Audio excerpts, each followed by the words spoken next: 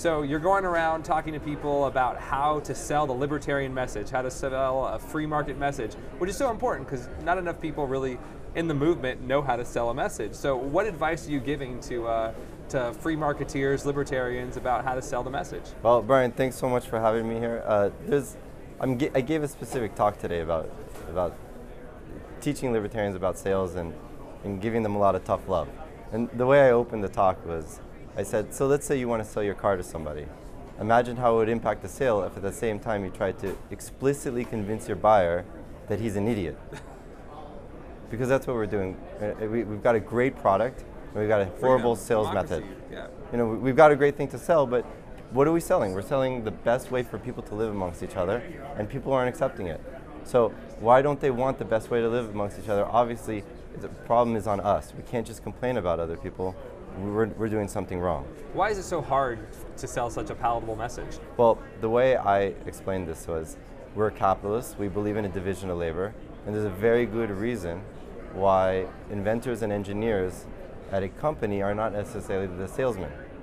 That's a very different skill set.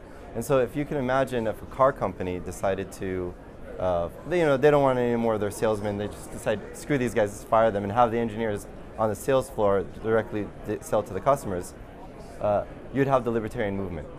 Because that's what we got. We got a lot of engineers, we got a lot of technical people who are detailed and nitpicky, and that's great for making sure we got something very solid, but they're not connecting with people.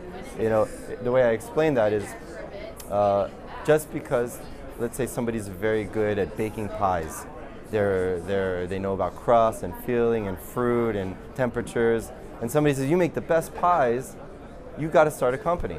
And all those skills in baking pies has nothing to do with payroll and hiring and negotiating leases and marketing. It's a very different skill set. So we've got a lot of guys that are like the engineers. We don't have a lot of salesmen. The way that I like to think about, explain why this is such a difference, is that what engineers are, they're very technical. They can't live and sleep until they figured out the errors and the problem and fixed it. And that's absolutely valuable. But they got to eat, breathe, and sleep in their product. They've got to really focus on it. And salesmen have to understand their product. But the difference is that their focus has to be people. Has to be on understanding people, connecting with them, and helping them get what they want. And salesmen in a company, there's many different demographics that you have different salesmen target. So there might be a salesman for the older demographic, or the young female demographic, or the hip hop community, or the surfer community. Some people are able to relate better with certain people. But we've got one message, and we're only focusing on that 1% demographic of intellectuals that are intellectually rigid about their ideas.